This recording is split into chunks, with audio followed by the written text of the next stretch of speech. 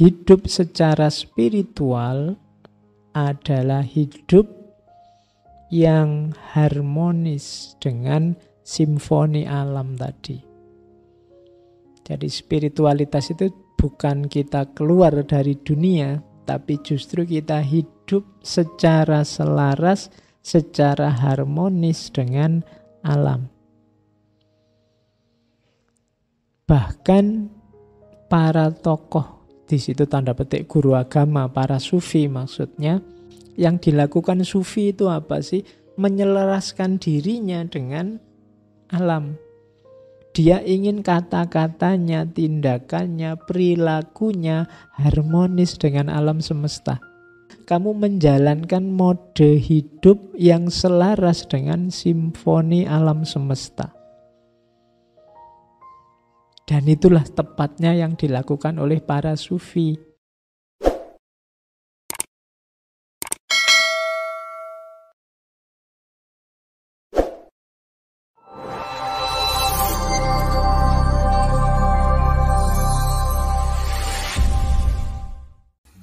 Assalamualaikum warahmatullahi wabarakatuh. Bismillahirrahmanirrahim. Alhamdulillahi rabbil alamin.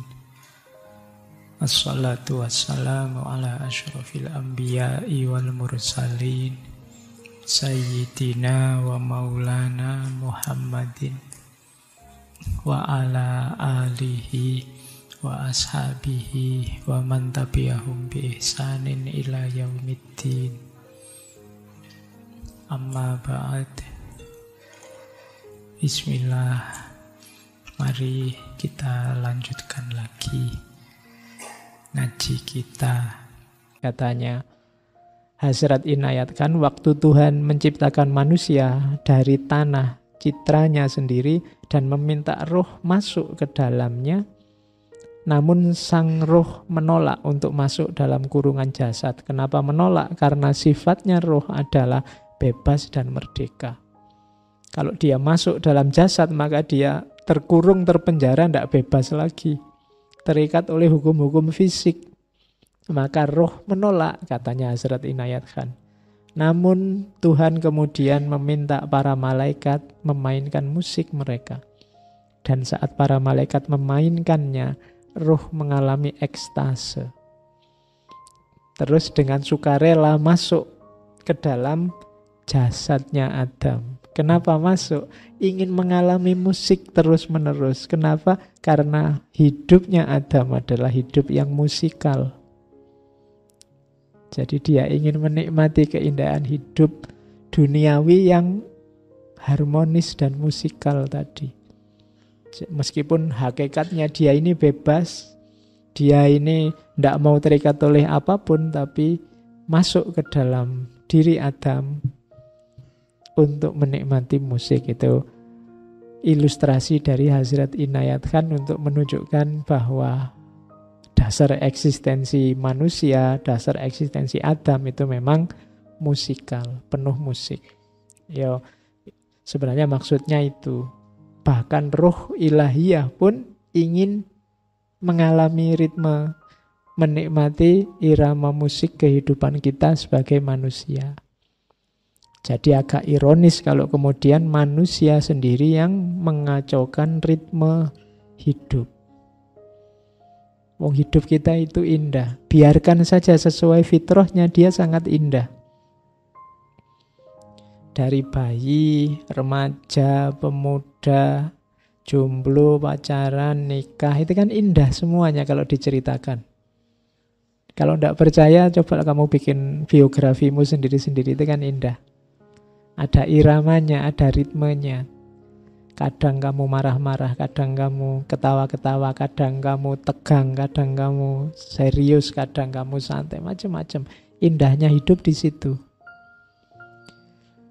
Dan roh ingin mengalami itu. Meskipun hakikatnya dia tinggi, bebas dan merdeka. Oke. Jadi makanya tadi saya bilang ini Hazrat Inayat Khan menjelaskan sesuatu yang agak berbeda. dengan pemahaman sehari-hari kita selama ini. Oke. Nah, spiritualitas sekarang. Apakah yang dimaksud spiritualitas? Berarti apa? Hidup secara spiritual adalah hidup yang harmonis dengan simfoni alam tadi. Jadi spiritualitas itu bukan kita keluar dari dunia, tapi justru kita hidup secara selaras, secara harmonis dengan alam. Bahkan para tokoh, di situ tanda petik guru agama, para sufi maksudnya, yang dilakukan sufi itu apa sih? Menyelaraskan dirinya dengan alam.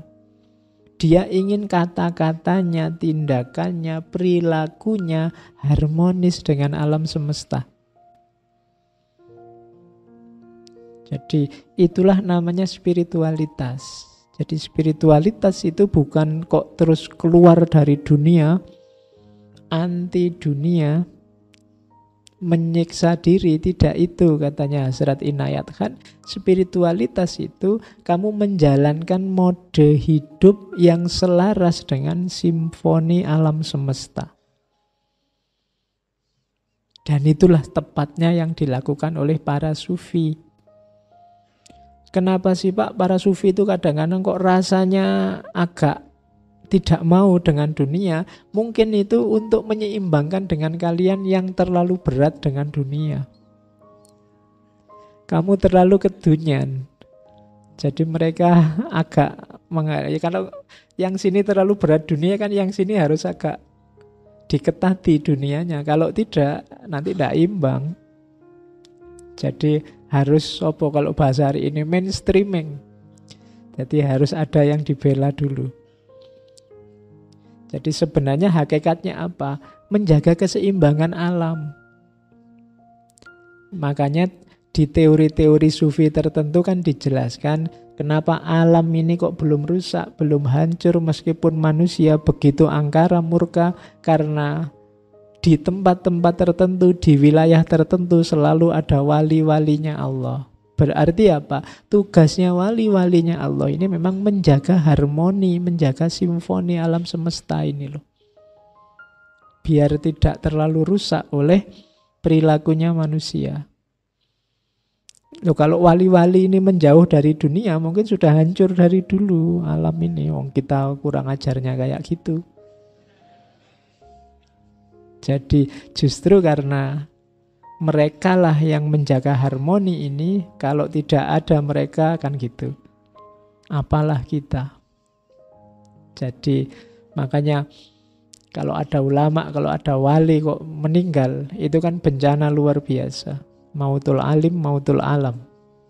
Meninggalnya seorang alim, seorang ulama itu sama dengan matinya alam. Kenapa? Karena mereka yang menjamin terselenggaranya simfoni alam dengan harmonis. Begitu mereka tidak ada, yang tersisa kita yang pingin enaknya saja.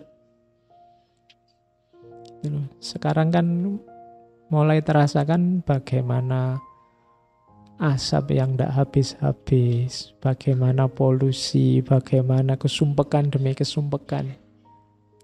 Setelah kemarin mungkin beberapa aulia, beberapa wali dipanggil, mungkin butuh wali ganti nih, cuma dicari-cari kok ndak ada, kayak kalian semua. Isinya kalian semua, malaikatnya bingung ini. Ini mau cari wali di mana lagi? Jadi justru hakikatnya kehidupan spiritual itu harmoni alam semesta, bukan menjauh dari alam semesta. Itu di gagasannya beliau Hasrat Inayat Khan.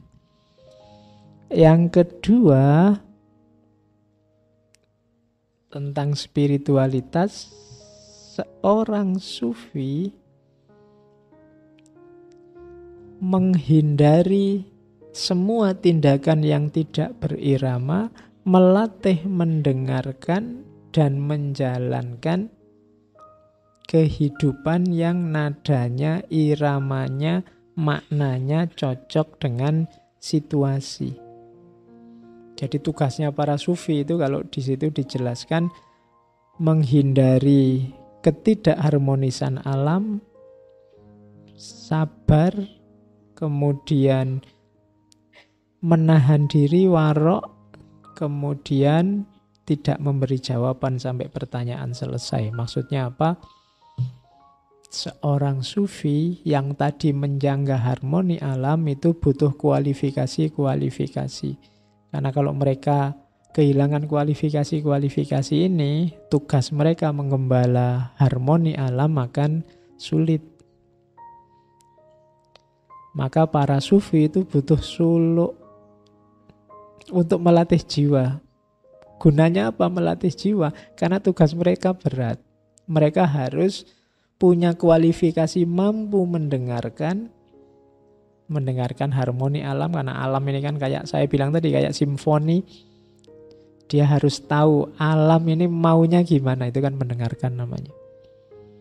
Enaknya gimana. Makanya kadang-kadang para sufi itu memberi jalan, memberi tips, lakukan ini, jangan lakukan itu. Itu sebenarnya untuk harmoni. Meskipun kadang-kadang tidak masuk akal. Ketika tiba-tiba Nabi Khidir merusak kapal yang ditumpanginya dan membunuh anak kecil dan memperbaiki rumah dan tidak mau dibayar, itu sebenarnya aspek-aspek tindakan untuk menjaga harmoni. Mereka dapat ilham langsung dari Allah. Kadang-kadang tidak masuk di pikiran kita. Kok yang dilakukan itu? Pikiran kita nggak nyampe. Tapi mereka dapat ilham langsung dari Allah. Itu yang kualifikasi-kualifikasi tadi. Kadang-kadang yang dilakukan mereka tidak cocok sama logika rasional kita. Hubungannya apa? Tapi mereka yang tahu. Demi simfoni alam, demi harmoni yang bagus tadi. Oke, jadi ini hubungannya musik dan spiritualitas. Jadi bagi yang ingin mendalami spiritualitas, sebenarnya kuncinya ada pada ritme kehidupan, musik alam semesta, simfoni alam semesta. Oke, terus ini kalau materinya berat, dapat separuh kamu sudah teler. Masuk terus materinya. Wah, berat kabeh tiap slide. Nah, ini yang disebut suluk tadi ya. Jalan musik sebagai suluk. Gimana Pak caranya menjadikan musik jadi tangga spiritual? Kalau tadi kan para sufi yang sudah jadi. Jalannya gimana? Jalannya dua sebenarnya secara umum. Yang pertama tajarrud, yang kedua tawajud.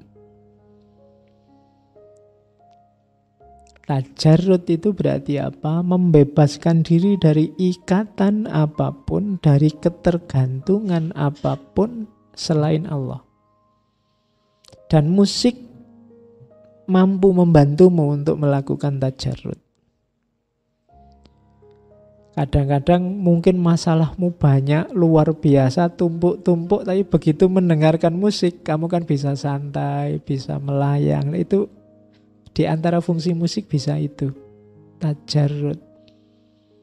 Kalau ada konser musik dangdut itu, kamu lihat di bawah yang joget itu kan kayak tidak ada masalah sama sekali. Asik dia goyang. Loh, itu antara lain fungsi apa? Membuat orang tidak lagi terikat oleh apapun. Dia lupa sudah punya utang, dia lupa mungkin di rumah belum makan, semuanya lupa. Kenapa? Asik dengan musiknya. Jadi ternyata musik punya daya tajarrud, membuat orang lepas dari keterikatan duniawi. Nah, itu fungsi tajarrudnya musik. Jadi mungkin kadang-kadang ketika kalian suluk itu butuh untuk melepaskan diri dari ikatan-ikatan duniawi, musik bisa membantumu. Kalau tadi pas kamu ingat dosa, pas kamu ingat surga, ingat neraka, itu kan yang lain sudah tidak penting lagi sudah. Itu berarti mengalami tajarrud. Yang kedua tawajud. Tawajud atau wajud. Wajud itu atau tawajud apa? Mengalami wujud. Menyadari kefanaan diri dan kehakikian Allah. Itu namanya tawajud. Betapa rendahnya aku dan betapa butuhnya aku pada Allah. Betapa selama ini aku selalu tergantung pada yang bukan Allah, dan itu keliru. Itu namanya mengalami kesadaran tawajud. Hidupku ternyata hanya sementara, yang hakiki hanya Allah. Ketika kesadaran-kesadaran ini muncul, namanya tawajud. Kalau tadi lepas dari segala keterikatan duniawi, kalau tawajud ini kamu menemukan yang hakiki, menemukan yang wujud, yang sejati. Nah, praktek contohnya tadi dijelaskan dengan istilah sama. Mendengarkan musik ilahiyah yang membuatmu terhubung dengan Allah. Level-levelnya kalau menurut penjelasannya Hazrat Inayat Khan, dalam sama itu mengalami 3 level ekstase. Ketika engkau mendengarkan musik sama, mengalami 3 kesatuan dalam tanda petik. Yang pertama apa? Kesatuan dengan tujuan, dengan ideal-ideal bumi. Kesatuan dengan dirimu, kesatuan dengan alam semesta, itu namanya kesatuan level 1. Ciri utamanya apa? Kesatuan yang pertama itu kamu ridho, kamu puas dengan hidupmu. Jadi ketika kalian melakukan sama, itu ada level kesatuan pertama, itu kamu, aku ikhlas ya Allah dengan situasiku hari ini. Aku ikhlas tidak terlalu kaya, aku ikhlas kuliah tidak lulus-lulus, aku ikhlas jomblo, untuk pacar, aku ikhlas menerima situasimu apa adanya, ridho dengan semua ketetapannya Allah, itu level kesatuan yang pertama.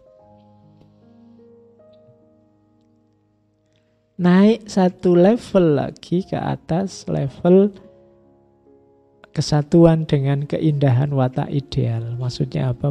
Puas dengan dirinya sendiri. Jadi, aku ridho, aku ikhlas ya Allah dengan diriku, dengan ideal-ideal yang ada dalam diriku. Kalau tadi dengan situasi, sekarang dengan dirinya sendiri. Jadi setelah dari lingkungan masuk ke dalam diri, itu level kesatuan kedua.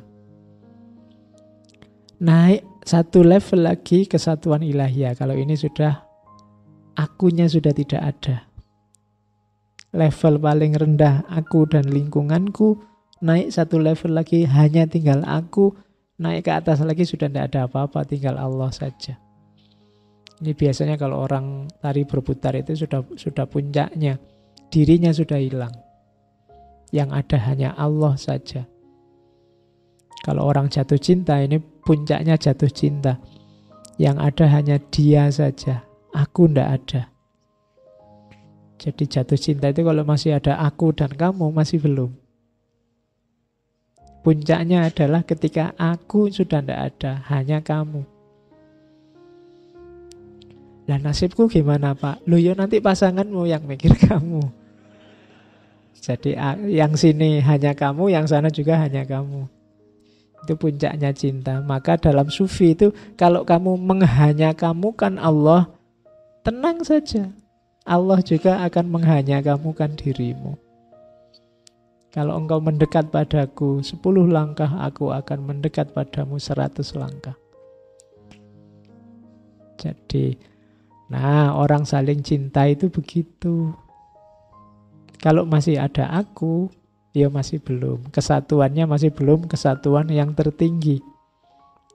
Nah, 3 level ini bisa dibantu melalui jalan musik. Musik ilahiyah. Jadi tajarud, tawajud, contohnya antara lain melalui musik dalam sufi yang namanya musik sama. Oke. break dulu, iklan dulu, kasihan kalian dikasih materi terus.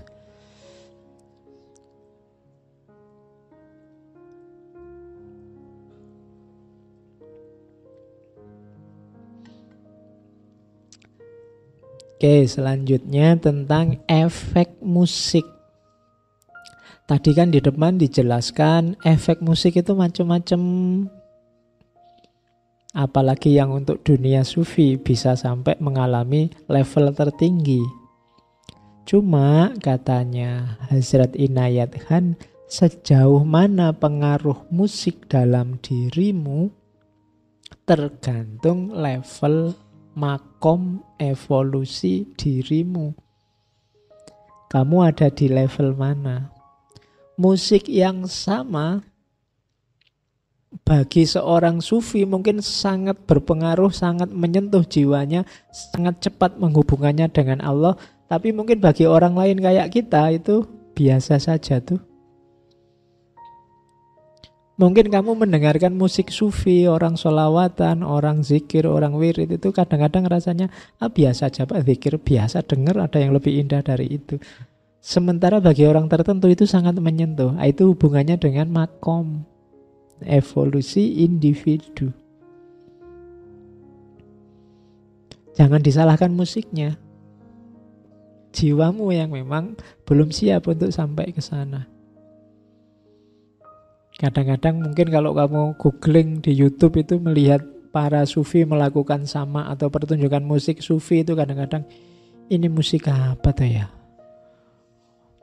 Kok lebih indah lagu-lagunya grup band Korea apa lagu-lagunya. Mungkin kamu merasanya gitu ya, berarti levelmu di situ. Ya, enggak salah musiknya. Ya memang makommu memang makomnya di situ. Belum nyampe. Jadi efek musik itu ada tidak di musiknya tapi di kesiapan batinmu.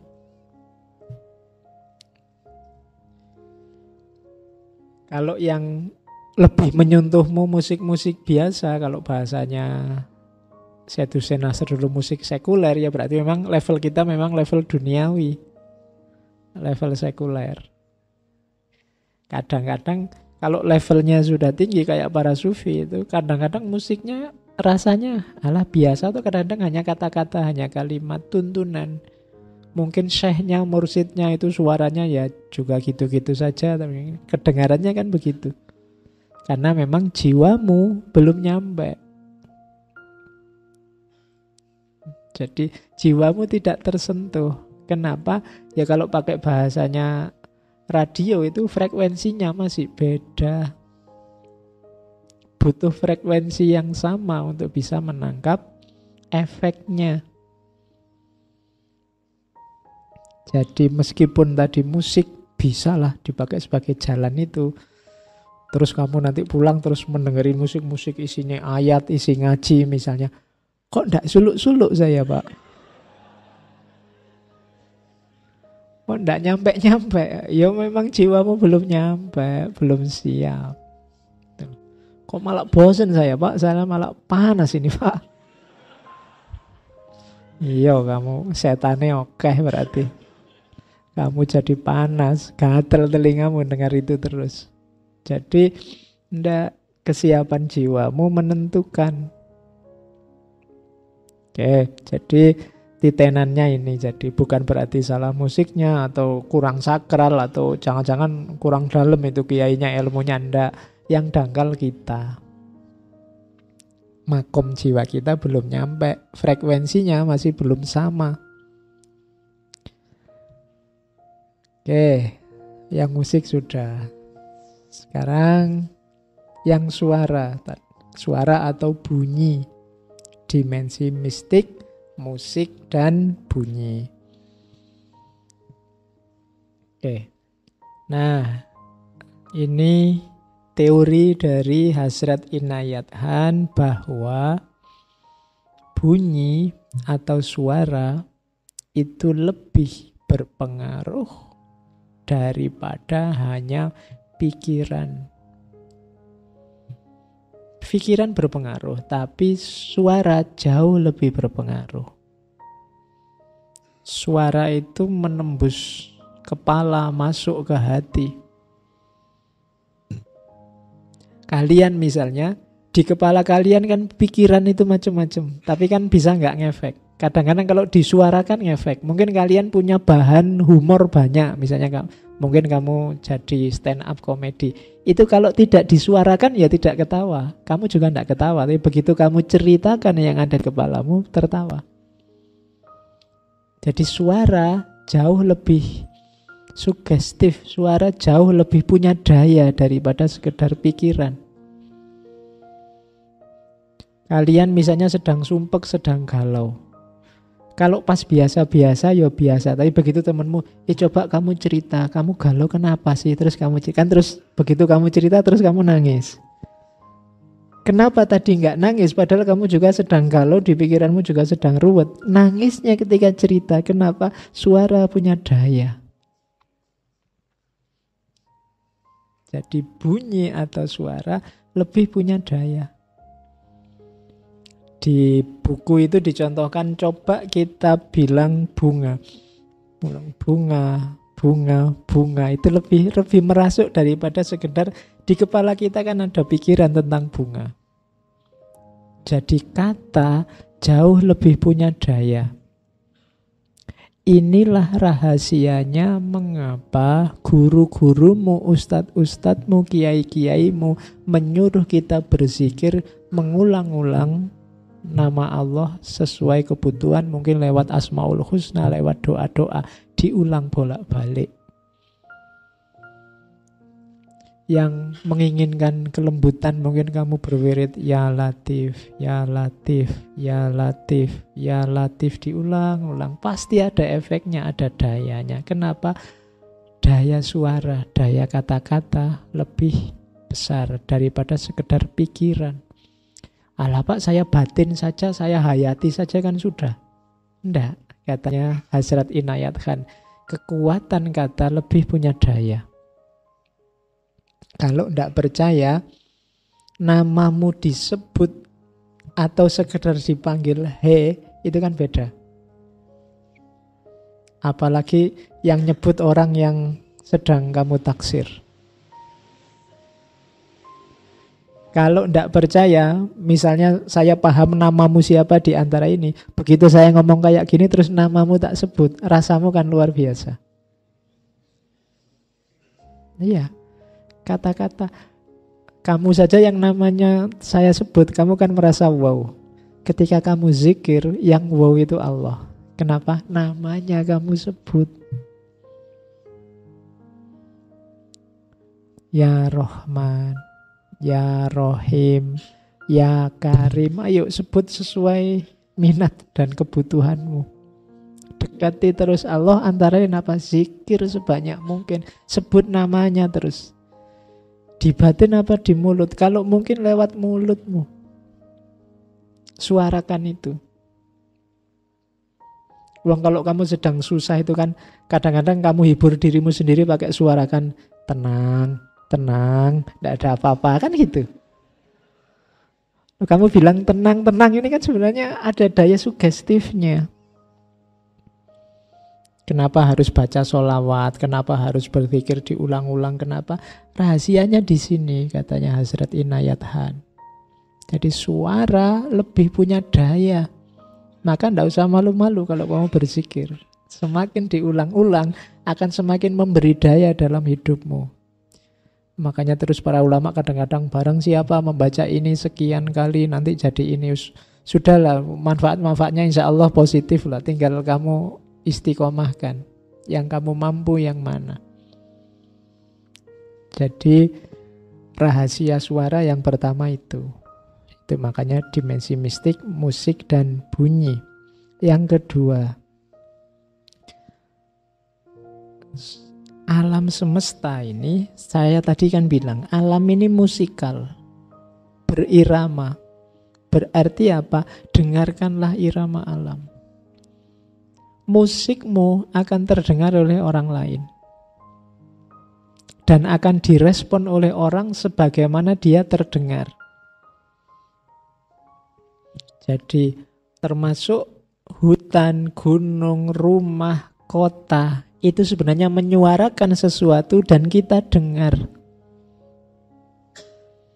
Di situ contohnya Nabi Ibrahim. Nabi Ibrahim itu mengekspresikan kepatuhannya, kebahagiaannya di Mekah zaman itu dengan membangun sebuah tugu dari batu yang sekarang kita kenal Ka'bah.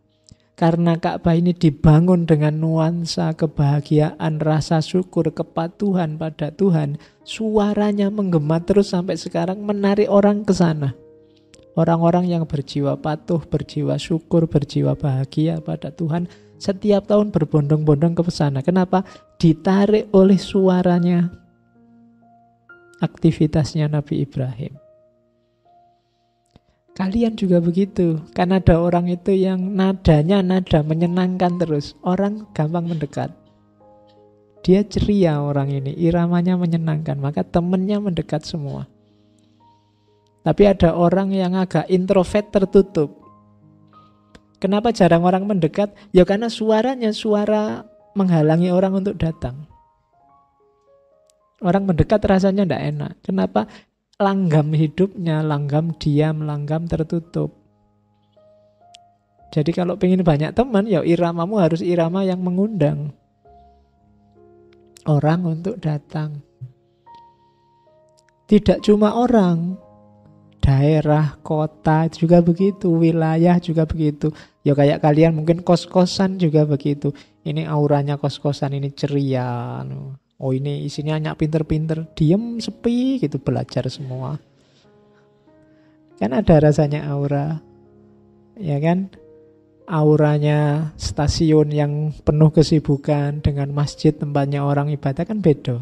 Dia yang disuarakan oleh tempat-tempat itu beda atmosfernya. Setiap orang juga menyuarakan hal yang berbeda. Itulah suara-suara. Jadi segala hal menyuarakan sesuatu, kita mendengarnya dan merespon sesuai yang disuarakan. Itu rahasianya bunyi. Jadi kadang-kadang kita itu tidak kenal orang, tapi jajar dia rasanya kok, mungkin yang kadang rasanya kok sebelnya luar biasa, ndak kerasan aku sama orang ini. Mungkin memang auranya yang dia suarakan, mungkin kebencian, ketidaksukaan, rasa iri, kompetisi, dan macam-macam. Sementara di teman yang satu, nyaman aku dekat dia, enak, dan seterusnya. Nah, itu kenapa suaranya dia mungkin memang mengundang, ritme hidupnya menyenangkan. Jadi itu rahasia mistisisme suara. Jadi jadikan ini patokan. Sebarkan vibrasi suara yang menyenangkan. Biar orang datang, membahagiakan lingkungan sekelilingmu.